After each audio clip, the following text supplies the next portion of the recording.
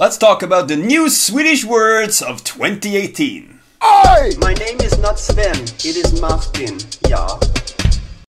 Yes, the Swedish Language Council has released the new words of 2018, words that have come into use because Swedes have been using it, and therefore it needs to go into broader knowledge. So we're going to go through a few of those words and see what they mean. And the first word is Beslutsblindhet, decision blindness, which means the inability to detect views that are manipulating you. It's actually a word that's been used by scientists since 2005, but it's now come into the everyday home of the Swede. And the next word is Cyberhygien, which translates to Cyberhygien. It means that we need to take care of our IT settings because we're pretty good at digital media, but we're not very good at IT safety. Keep those nudes where they need to be off the internet. The next word is digifysisk, which is a mix between digital and physical, which can be used, for example, in healthcare, where you can have physical visits, but also, like this, to a camera talking to a doctor. So, digifysisk. And the next word is DM, which is a verb to direct message someone. It is the abbreviation DM, which comes from direct message, which we in Sweden use as direktmeddelande, which means the same thing. I'm gonna DM you on Facebook or Messenger or Instagram or whatnot. DM. And the next word is, well, it's an English word, explainer, which is a short film or an image sequence that explains something very quickly. Kind of like my videos. And the next word is flossa, which is a verb. It doesn't have anything to do with floss your teeth. It is a dance where you have your arms straight, moving side to side, while your hips also move side to side.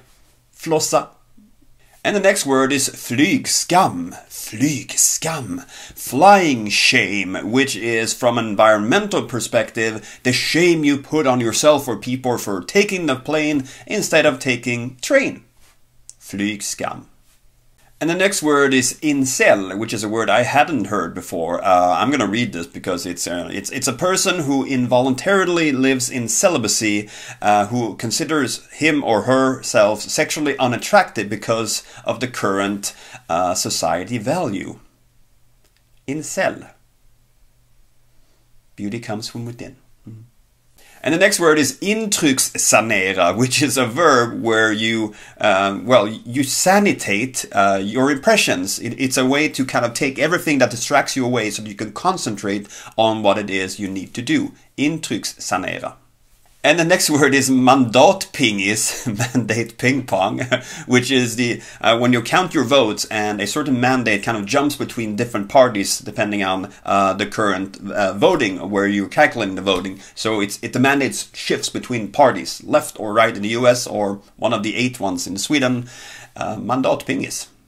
And the next word is Menscertifiera, to certify menstruation. It comes towards different workplaces to make sure that the person who has menstruation is taken into account, that that person needs to, change and have places to do that.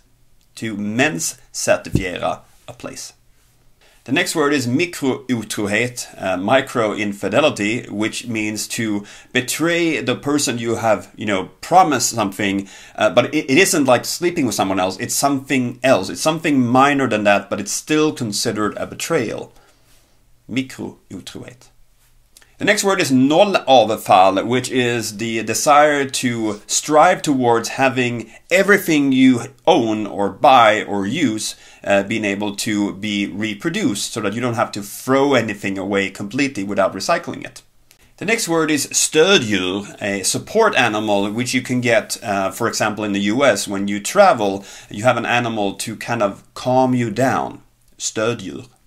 The next word is Techlash, which is an English word, Techlash, where you lash out towards big companies that dominate the social and internet sphere, such as maybe the site I'm using to put up this video.